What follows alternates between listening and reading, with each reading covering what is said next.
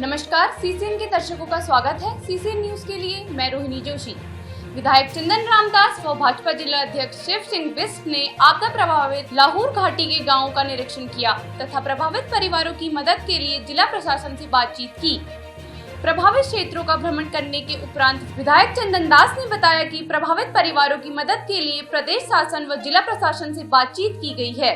भाजपा जिला अध्यक्ष शिव सिंह बिष्ट ने बताया कि प्रभावित गांवों के विस्थापन के लिए शासन स्तर पर भी बात की जा रही है। साथ ही प्रभावित परिवारों की मदद के लिए मानकों के शिथिलीकरण के संबंध में भारत सरकार तथा राज्य सरकार से भी बातचीत की जाएगी। सीसीएन न्यूज के लिए सुष्मिता थापा के साथ सुरेश पांडे की रिपोर्ट। एक तो मेरे द्वारा माननीय विधायक जी द्वारा कल लाहौर क्षेत्र में भ्रमण किया गया और वहाँ जो जाख हमारी ग्राम सभा है, जाख गांव में दो परिवार सुरेंद्र सिंह और उनके भाई, उनके मकानों को हमारी जो पेयजल लाइन बागेश्वर को जो पेयजल लाइन आ रही है उस पेयजल लाइन के टूट जाने से वो दोनों मकानों को बहुत खतरा उत्पन्न हो गया। तो उनका विस्थापन की प्रशासन से मेरा निवेदन भी है, उनका एक तो उनका व्यवस्थापन करा जाए जो परिवारों का।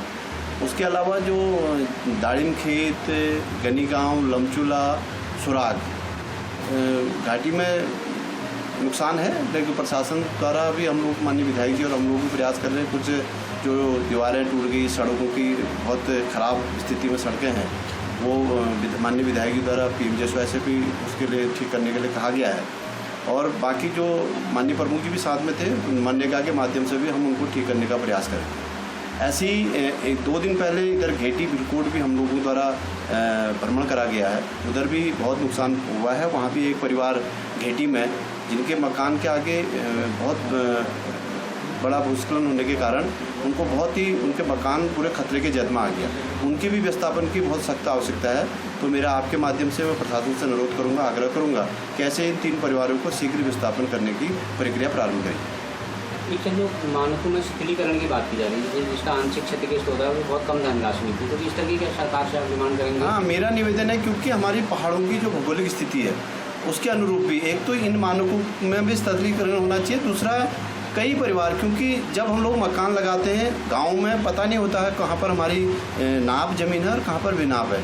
ऐसे कई गरीब परिवार हैं जिन लोगों ने बहुत बरसों से जो वहाँ पर रहते आ रहे हैं, उनके मकान बने हैं, लेकिन वर्तमान में जब उनके मकान आपदा से क्षतिग्रस्त हो जाते हैं, उस वक्त जब उनकी लेखा जोखा देखा जाता है तो उस वक्त कहीं पर वो बेनाप मिलती। तो ऐसे उस गरीब परिवार को जो जिसके पास कुछ भी, घेटी में ही एक परिवार है, कांडपाल करके कोई है, वो बहुत ही गरीब और बहुत ही गरीब व्यक्ति है, लेकिन उसका मकान जब उसने मकान लगाया था उस वक्त बेनाप भूमि होने के कारण अब उसको उसका लाभ नहीं मिल पा रहा है। इसलिए मेरा आपके माध्यम से मैं भारत सरकार से भी आग्रह करूंगा, वो अपने माननीय सांसद जी से भी मैं निवेदन करूंगा कि इस मानकों में शिथिलीकरण कर ऐसे व्यक्तियों को एक तो जो 5200, क्योंकि हमारा मकान अगर क्षतिग्रस्त हो जाता है उसमें मात्र 5200-5300 देकर कहीं भी वो मकानों की ठीक नहीं हो सकते हैं। मैं मानता हूँ कि आज की तारीख में हम 5200-5300 में तो कुछ हो ही नहीं सकता।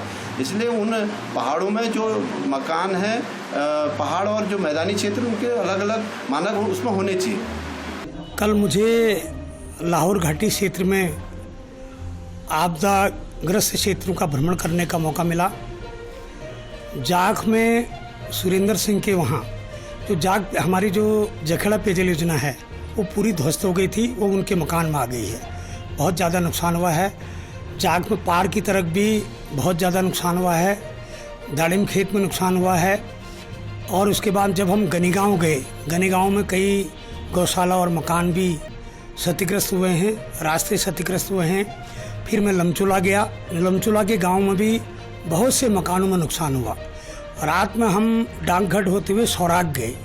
सौराग में कम से कम 1 किलोमीटर का ध्वस्तीकरण वहाँ पूरे गांव में हुआ है।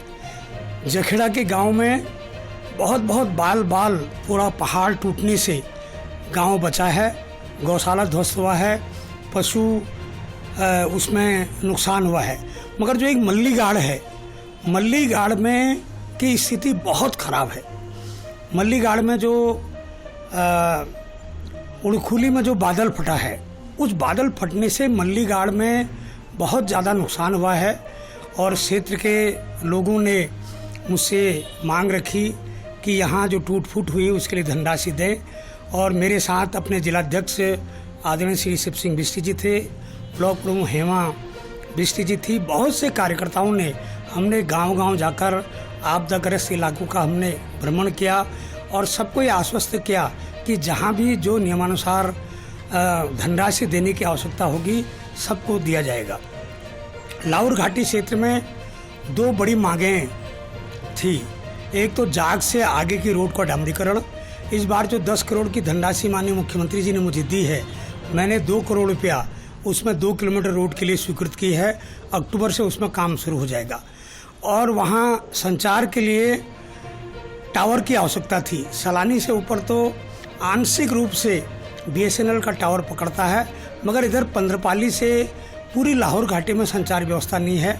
मैं बधाई देता हूँ क्षेत्रवासियों को कि मैंने जियो के 2 टावर वहाँ स्वीकृत कर लिए हैं और मैं समझता हूँ कि इसी अभी ये कोरोना काल जैसी समाप्त होता है 2-3 महीने में वहाँ मुंबई से इंजीनियर आके वहाँ 2 टावर लगाने का भी काम करेंगे, ताकि जो बच्चों को ऑनलाइन पढ़ाई, नेटवर्क की पढ़ाई और अन्य जो दूर दराज लोगों से बात करने का जो सिलसिला समाप्त हुआ है, उन कठिन परिस्थितियों में भी उन टावरों को लगा के हम संचार व्यवस्था को हम सुचारू रखने का हम काम करने जा रहे हैं।